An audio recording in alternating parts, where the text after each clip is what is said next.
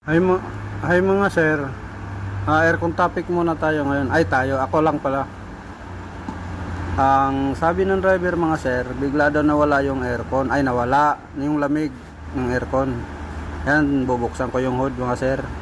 At lagyan ko ng gauge para makita kung may laman mga sir. Yan, para ma-troubleshoot kung may sira o anong problema. May sira naman talaga. Hindi alam kung anong problema. Pag may laman yan mga sir, okay, may laman. Ibig sabihin, ibang problema, walang problema sa preyon.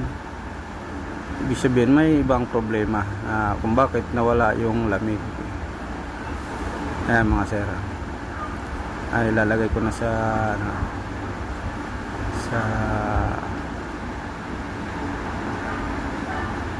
ayan, na-install ko na yung gauge mga sir.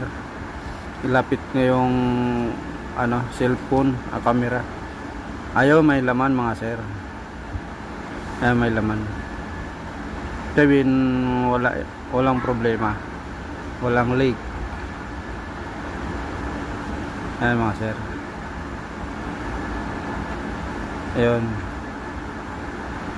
Naka-ano yan mga sir, naka-on na yun doon sa taas. I-on na lang yun, inon ko. Meron, gumagana rin ang compressor. Walang problema rin, may laman, gumagana ang compressor. Ngayon, yan, tawag dito. Ang isa na lang ang problema dyan mga sir. Titingnan ko yung disconnect ko muna.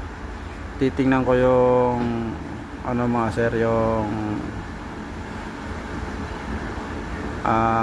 tawag nito, condenser fan. Ayan mga sir.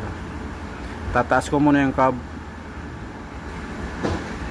para makita yung condenser fan.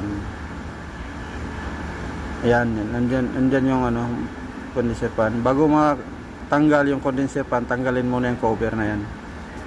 Ayan mga sir. Ayan, tatanggalin ko lang mga sir yung cover para matanggal yung nasa likod kasi niyan yung auxiliary fan.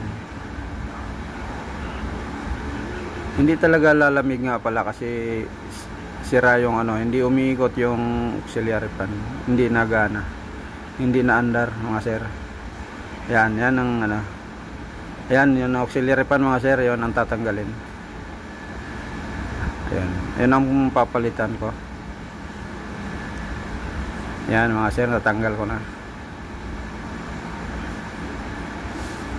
Ayan.